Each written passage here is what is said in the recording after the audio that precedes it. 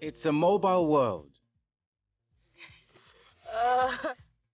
With calls, texts, and apps to help make our lives easier. But not everyone's benefiting.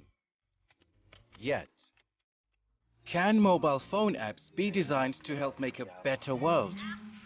This series challenges app developers from around the world to visit communities who are missing out, and then come up with an app that could help. A life app. Yes.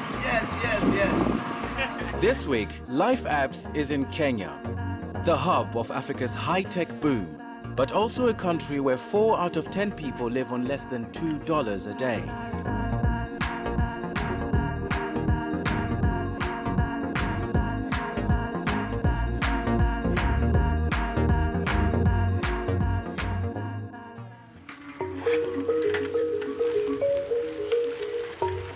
Kenya, like most of the world, relies on small-scale farmers for food. Farmers like William Ojwang in Ugenya, in Kenya's fertile west.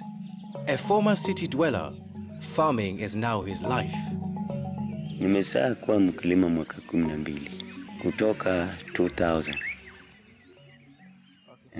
Hadi sasa nilipotoka Nairobi, kama si kujua kazi yoyote, si kujifunza kazi yoyote. Sasa nilipokuwa Nairobi nilikuwa na maisha ngumu. Kufanya mjengo, hakuna vile nalipa nyumba, nikaamua nirudi nilime. Sasa kutoka siku hiyo nikarudi nikaanza kulima.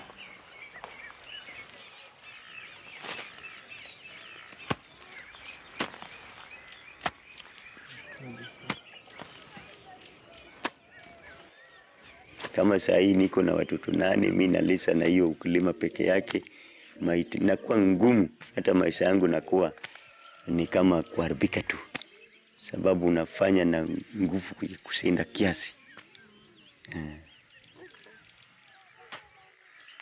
Kitu ya kwanza mimi ile napendea sana ni ile mboga ya kienyeji, sababu hizo saa hii watu wengi wapandi. Naweza kupata kitu kama 2000 per month nikijaribu kuuza na kufanya nini, na hapo ni kama haitoshi, sababu ni kidogo kulingana na maisha ya saa hii.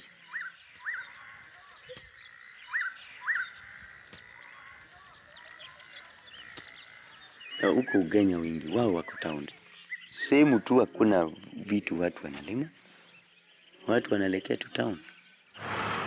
Maybe William can find the help he needs among the bright lights of Kenya's capital city.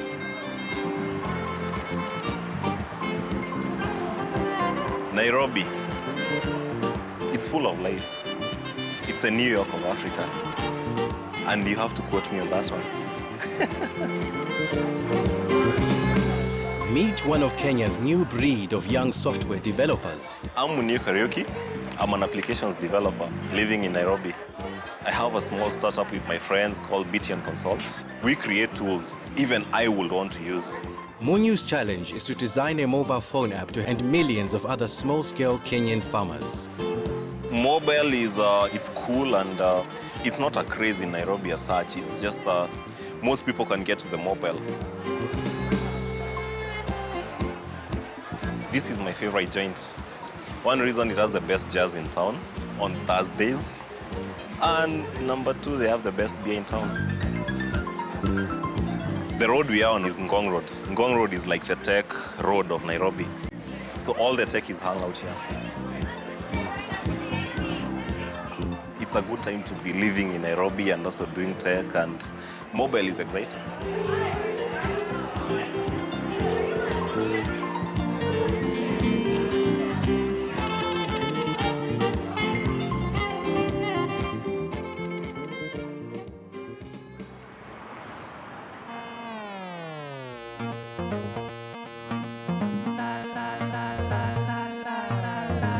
Kenya's tech entrepreneurs like Munyu Kariuki launch as many as 5 mobile phone apps a day. It's a good time to be living in Nairobi. Right now it's Silicon Savannah. Munyu's always believed that mobile phone apps can help people in the rural areas. just as much as those in the city.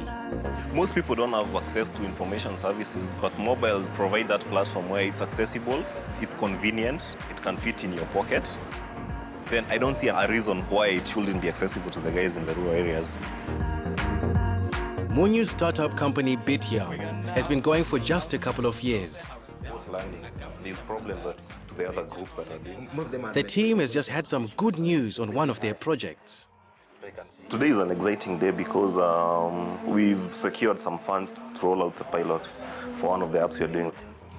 Development is fun and it gives you the chance to create. You create something and you see people use it. I mean, it's the satisfaction you derive from there. You can't compare it to anything. People need information wherever they are. And now mobile phones are very cheap and affordable. And they have a wide coverage more than anything else. An app alone will not change the world. It's not a standalone feature. It's part of a larger ecosystem, which is the information services. What apps do? They make information services more accessible to those guys who are in remote places.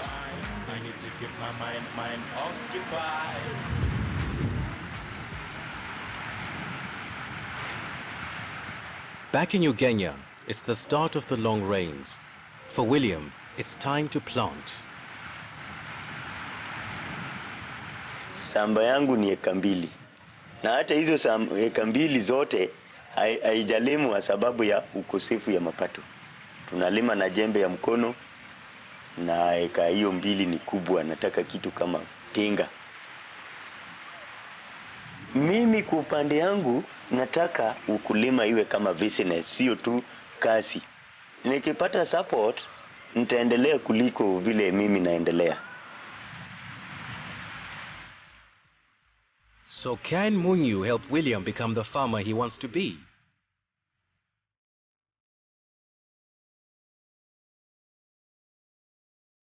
Filmmaker Tony, who helped come up with the Life Apps idea, sets Munyu a challenge that he can't refuse. His task? To create a mobile application that can help farmers like William. Munyu's agreed to take 7 days out of his busy schedule to crack it.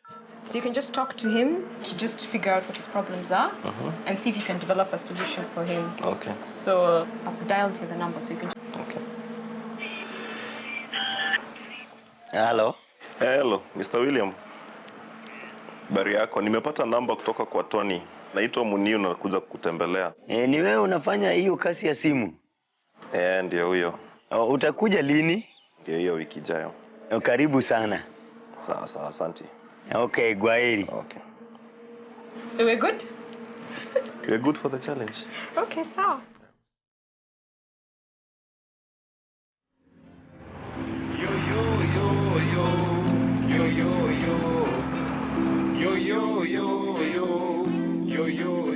Munyu always researches customers' needs, normally in Nairobi. William's Uganda is 8 hours west. Going to the field is part of the normal practice, but since we started, we haven't been this far, so it's a new challenge as well.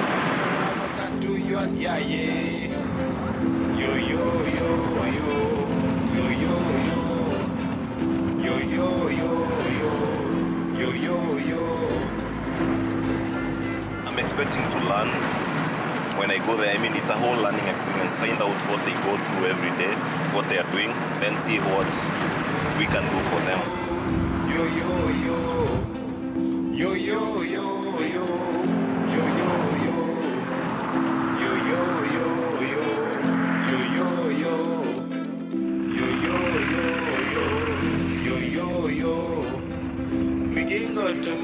Munyu has to work out what's stopping William making better use of his 2 acres. Then he can design an app to help. Hai, habari. Nzuri sana. Matope iko njiani? Mingi sana. Hata pandi jana ilinyesha. Tunafurahi sababu tutaweza pata mafuno vizuri. Hiyo ni muhimu sana. Nimeangalia, nimeona shamba yako ni yote, lakini naona uko na sections different. Sasa kama shamba yangu mimi naita BD farm. Hii ni BD farm A. Hii ni BD farm B. Hii ni BD farm C. Sasa kila ingine na jina. Na mimea ziko the same? Mimea hawezi kuwa the same. Okay. Kama nimepanda mtama msimu huu, mwaka ijayo hapo mtama rudi. Na niko na kitabu mali nimeandika. Na sasa kitu ambayo anatusumbua sana sehemu huu. Ni vile sisi tunaweza kufanya irrigation. Okay. Sababu kama pale nimechimba simu futi 20. Irrigation tunafanya na kikombe. Kikombe. Na hii maji sasa nachotwa na hii. Jerrycan. Na hii sasa hii ndio nafanywa namna hii. Na tumkisa hapa. Ikishaja unatoa. Unamwaga kwa ndoo.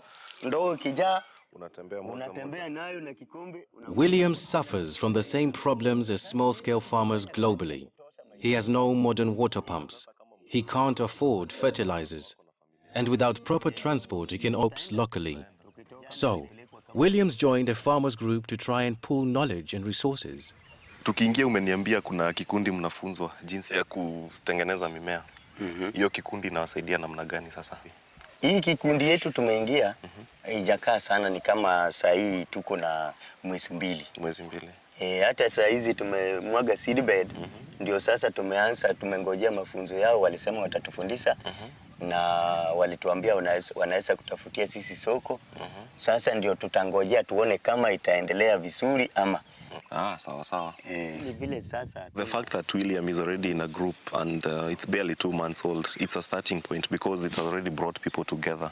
So even if you're developing a solution to that end, there's already a platform and you can use them as a test group or a focus group rather, and also start from hearing problems from other farmers as well. Because now we've heard about William, maybe another farmer is facing a slightly different problem.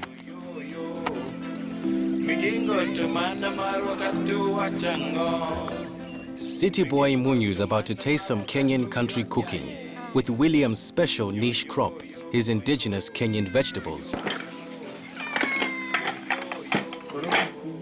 Karibu kwa chakula. God thank the food before we take it in the name of Jesus Christ. Amen. Hii inaitwa nini tena? Hii inaitwa usuga. Ile mboga ya kienyeji ya zamani, siku hizi ni ngumu kupatikana.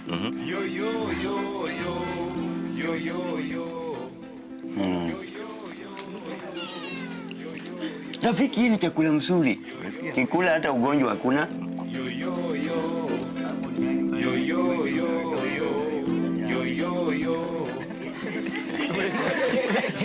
Tumezoea hii ndio ugali hivi.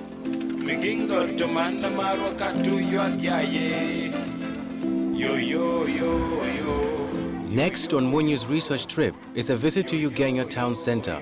He is going to meet William's group of local farmers.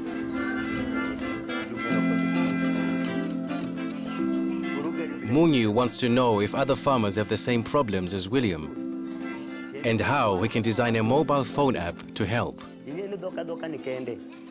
Mnafanya nini kuzuia ama kupambana na hizi shida? Mashamba zingine iko na maji na kuna mahali pengine unaweza kuona toni tu kidogo ya maji, na hizo toni ya maji unatakikana ni chimbe, lakini hizo vifaa ndio tumelaka. Vitu kama irrigation systems. Hii shida ya irrigation inakuwa nyingi sana wakati wa ukame. Wanasema tupande mboga ya kienyeji. Tutawezaje tupate hizi mbegu tupande? Ya pili. The meeting was good, and after listening to William and his problems or the challenges he faces when he's doing his farming, they are not unique to him. Other guys in the community are also facing more or less the same problems.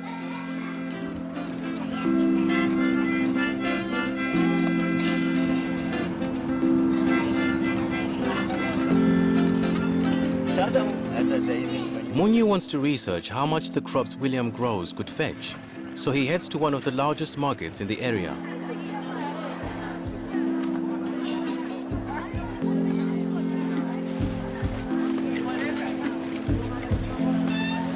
It's only 40 kilometers from William's home, but he's never even been here.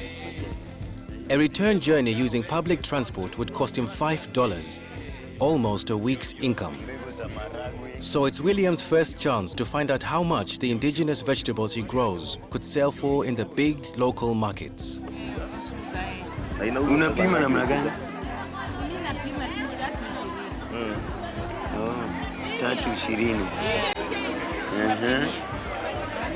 Nimeshangaa sababu sasa ile mboga tulipata huku kwa shilingi 5 hivi, na ndio sasa hapa shilingi 20, sasa 15. Sasa kumbe tumesaida sana zaidi. Na unauza shida gani za kutoa mboga huko Ugunza kuleta hapa? Shida inaweza kuwa kulete ni mtu mmoja ni ngumu.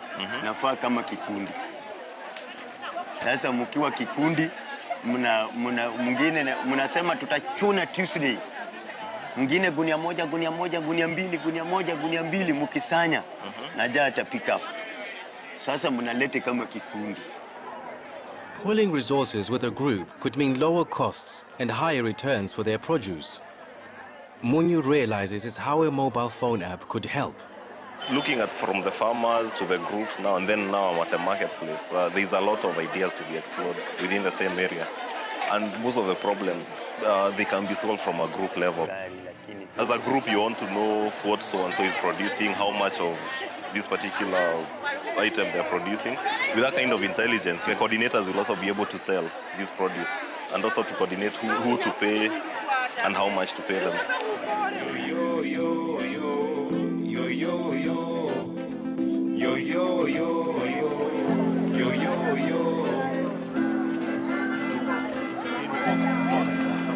It's a quick goodbye to William as Munyu's off back to Nairobi. His challenge is to design an app that can help William make a better life from farming.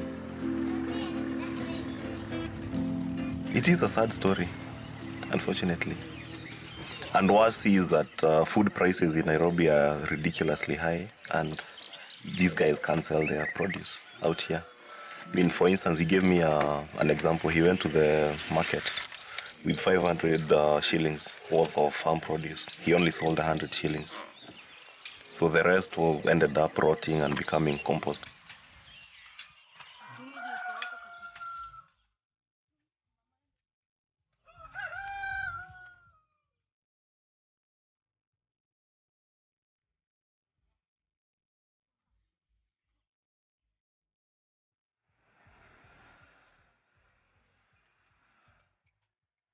It's time for Munyu to brief his team. I met a farmer, William, and he raised a few challenges that he's facing as an indigenous crop farmer.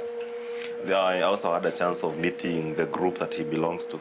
These farmers need to push information. So we are looking at where technology can come in and bridge this gap, and also support them to get to the next level. So maybe there's information about planting season, is maybe a date. They have how much they're earning from the farm. Financial planning. So the information, we need to bridge that gap. Because these days the team decides to go with a simple text-based app. Why are you looking at the most basic of features? The kind of phones these people use.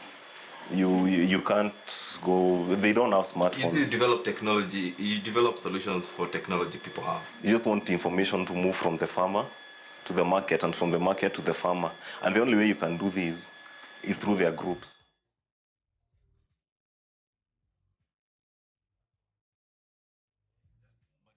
They are almost ready to go back to William with their idea for an app.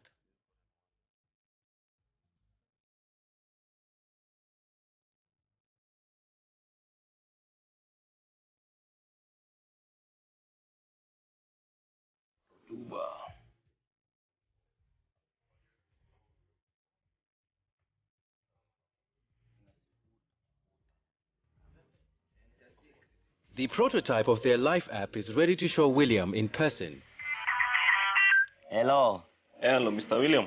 Nataka kujulisha tutakuja kukutembelea Ijumaa. Karibuni.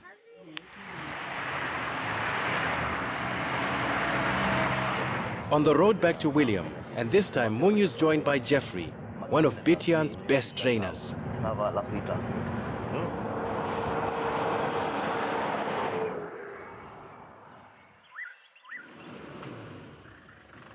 The Software City boys are about to be reminded why out here, communication is a problem. Nilikuwa nasema angepitia upande ile.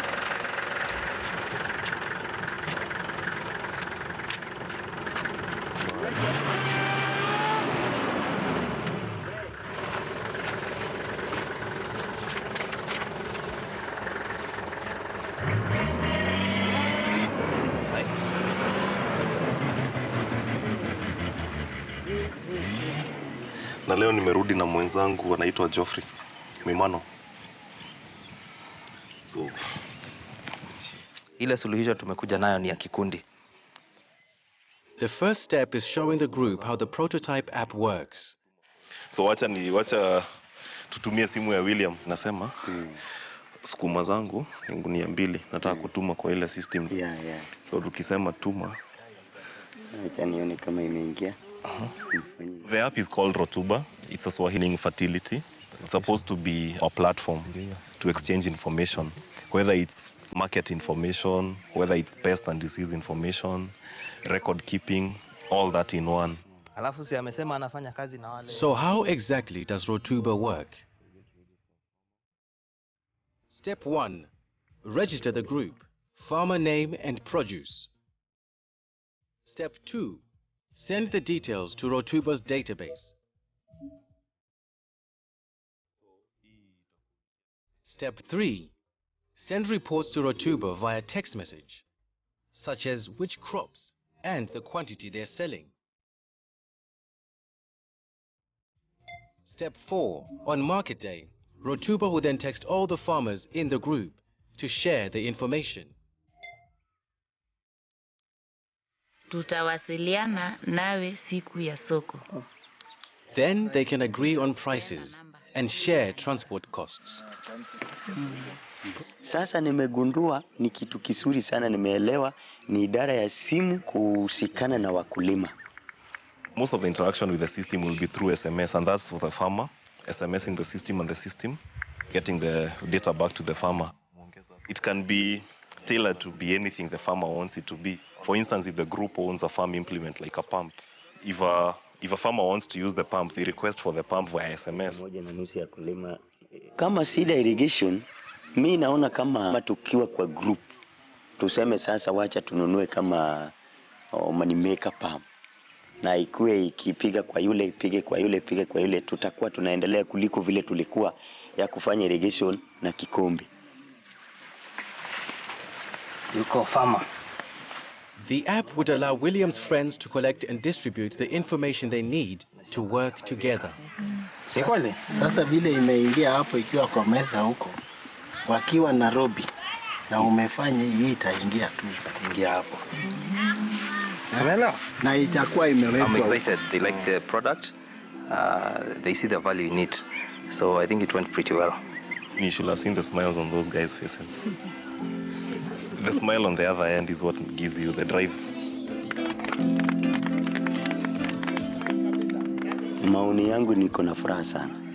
Na tena hata wenye wamekuja wamekaa chini kama wakilima wenzangu, mmewacha na moyo ya bidii. Kila mtu anasema anaenda panda ile mboga ya kienyeji. This has been, you can call it mind-blowing, or I've experienced something new, really. And it's also a learning experience for me. Mniu hata kama naenda, mimi nafurahi sana. Sababu ametupatia mafundisho. Ile kazi nitabaki nayo ni kutembelea wakulima wenzangu. Mimi pia nataka kukua tu tena mwalimu yao upande hii tena. Kumwambia hii kitu tuendelee. Akili ndio mali. Sasa mimi nimepata akili kutumia simu kuuza vitu vyangu. Hawezi kwa. Munyu is currently seeking investment funding to develop Rotuba as a fully functioning technology.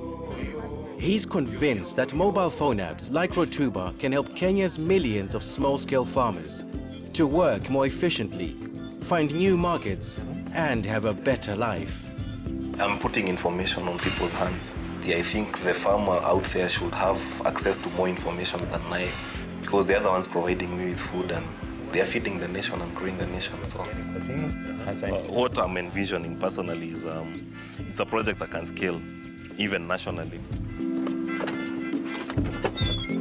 And it has just the beginning. Yo, yo, yo, yo.